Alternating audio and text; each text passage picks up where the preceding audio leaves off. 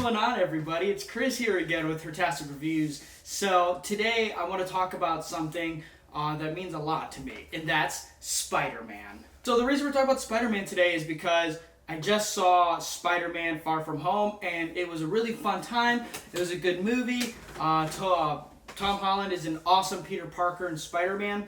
So, watching this movie, I was like, oh, this is the second installment of the Spider-Man movies. So why don't we just talk back about one of the best superhero movies, and definitely the best sequel of the Spider-Man movies, and one of my favorites, Spider-Man 2. So Spider-Man 2, directed by Sam Raimi in 2004. Really a fantastic movie. So I'm not going to try and make this video to compare Far From Home, but mostly this is for people who maybe have not checked out the Sam Raimi Spider-Man movies, or maybe it's for people who kind of forgot how great Spider-Man 2 is, and this is just a friendly reminder that maybe you should go back and watch it because it's awesome, and if you're in that Spider-Man mood, the Sam Raimi Spider-Man movies are the best thing to go visit. So Spider-Man Far From Home, Spider-Man is younger obviously in these movies, and he is it's more of coming of age, and what it's like to grow up and have to face these challenges. Well, in Sam Raimi's Spider-Man, it's all about balancing life. It's about the trials and tribulations that we as adults go through, and Peter just has to happen to go through all these things, way more different than any of us can expect. 2004's Spider-Man 2 is obviously a sequel of the original one in 2002. In this one, Peter is fighting Dr. Otto Octavius. Dr. Octavius is a professor, a scientist who's friends with Peter's professor, and Peter gets to go and watch his experiments. Peter in this movie is definitely struggling to balance the life of being a normal 20-something-year-old adult in New York City, balancing two jobs as a pizza delivery guy and working for the Daily Bugle. Also, he has to balance protecting the city as Spider-Man and also commit to his relationships and friendships as well. So he has a lot on his plate. Very similar to Tom Holland in Far From Home. He has to balance saving his friends while also trying to be a normal teenager in high school. So they have some similarities there. But in Spider-Man 2, Spider-Man starts to lose his powers for some reason. And he finally has to decide, is he going to continue to be Spider-Man, or is he going to give up that life to become a normal person? Because ultimately that's what's been happening to him. He has to make this choice. And after seeing Dr. Octavius's experiments go haywire, he kind of decides to hang up the Spider-Man costume and living a normal life. However, Dr. Otto Octavius is now under the control of his robotic arms, because the chip that he was able to control them has fried in a terrifying scene that's very much an homage to Sam Raimi's Evil Dead films, which I highly recommend as well. It's a very horrific scene of in the emergency room of these claws attacking people, and basically Dr. Octopus is now under the control of these claws. And Peter has to face all the higher crime rates going since he's hung up being Spider-Man. His Aunt May is being evicted, and she sold his comic books, which makes you don't do that. But she's selling his comic books off, and MJ is about to get married, and Harry is nowhere to be found. So a lot of stuff is going on in the Spider-Man 2 movie, and I think it really, really hits the emotional tolls of the movie so well. You really feel for Peter Parker as the person more than just Spider-Man. You care about these characters in this very self-contained storyline. I can't really say the same for these Spider-Man movies, from Homecoming to Far From Home. It doesn't feel as big a stakes and emotional as these Spider-Man movies, but I also understand the reasoning for it. I'm sure it's because it's more trying to be coming of age. He's still a teenager in high school. There's no reason to compare the two there. But Peter finally decides to, become Spider-Man again and defeat Dr. Octopus. Honestly,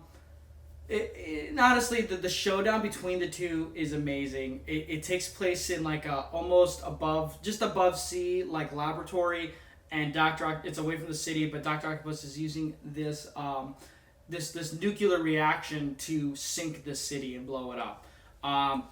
And Peter finally has come to terms with who he has to be, and he reveals himself to Mary Jane. Harry finds out who he is too. I'm hitting so many spoilers now, but I mean, come on, this movie came out in 2004. You should have seen this movie by now. For my younger audiences, I'm sorry. If you've grown up only watching the Tom Holland Spider-Man movies, I definitely recommend checking out these Tobey Maguire, I almost said Toby Hooper, but the Tobey Maguire Spider-Man movies. To continue to talk about Spider-Man 2 some more, what I mean by the emotional weight that the newer ones maybe lack as much is it's really about the side characters and what they mean to Peter. Aunt May isn't young; she's a lot older, and I mean it's obvious because Peter is older in these movies as well.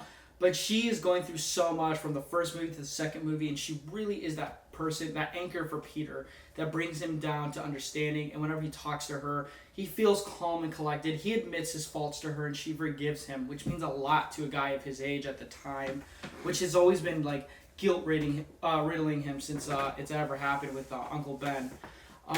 Other great things is the romance. It is not very conventional. It is a roller coaster, and you are so invested in from the first movie, the second movie on, and even the third movie. But the Mary Jane and Peter Parker relationship is such a well-written romance. It's one of the best romances in any superhero movie. Maybe even in most romance movies too. You understand the reason for why they can't be together, why it's difficult for them to be together, why they are together at times. Them arguing, them understanding each other and forgiving each other. It is so well played out.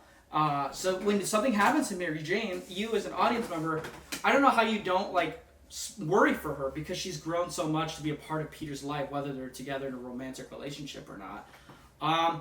Other things you're invested in: Harry Osborn and Peter, best friends from the first movie. So many memes come from that. But also in this one, I mean, Harry is older. He's inherited his father's laboratory as Oscorp Industry, and he is obsessed with finding out why Spider-Man killed his father in the first movie. Man, another spoiler I'm just dropping, but you should have seen these movies. But, and he's obsessed with that, but he also loves, but also kind of doesn't like how his best friend Peter is working for the Daily Bugle to take pictures of Spider-Man, who is somebody Harry hates. So, as a friend, I can understand the conflict of those two, but also he still accepts Peter for who he is. Regardless of the relationship between Mary Jane and Peter, same thing with Harry. Harry dated Mary Jane before Peter even got to. So it's a very interesting dynamic these three characters of Mary Jane, Harry, and Peter have.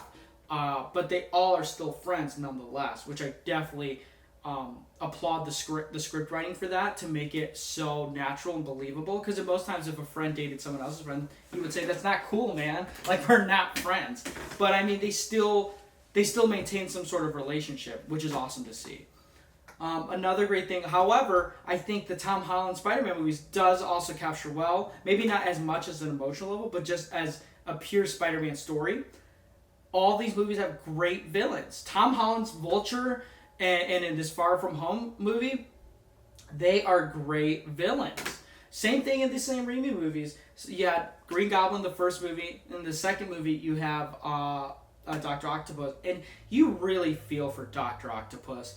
Or Otto Octavius, played by Alfred Molina, who does a tremendous job as him. He's basically playing a role model. And you know what they say when you're younger, you never want to meet your role models. Well, in Peter's case, it works out really well, and that's what makes it really hard for him to fight this villain, is because Peter really looked up to this person. He was very much eager to meet the hero in the science world, like Peter is studying to be. And to see him descend into madness, and it's probably heartbreaking. It's probably so hard to do.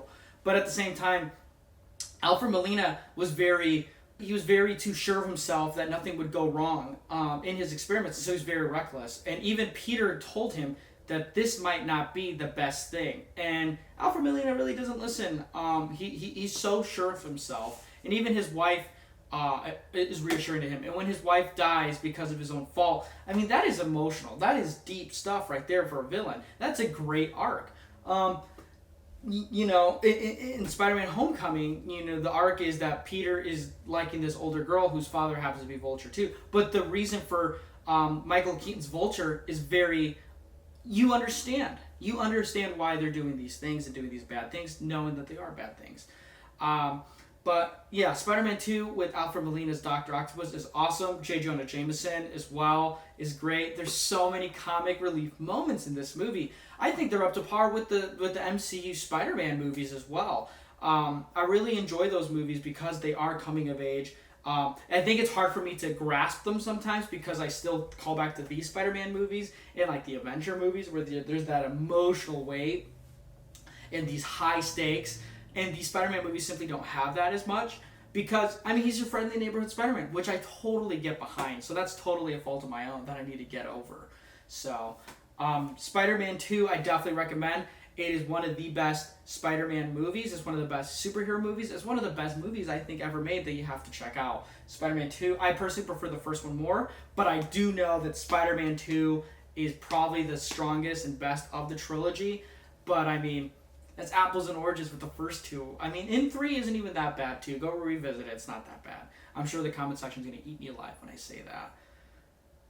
If you really want to see some more of the memes of Tobey Maguire and the Spider-Man movies, just watch Spider-Man 2. You get a lot of that good stuff here. Anyway, that's just I wanted to quickly talk about. I wanted an excuse to talk about these Spider-Man movies, and watching Far From Home gave me that. And I love to see the excitement of Spider-Man in theaters again. I didn't get to see these movies in theaters. I watched them on VHS and then on DVD.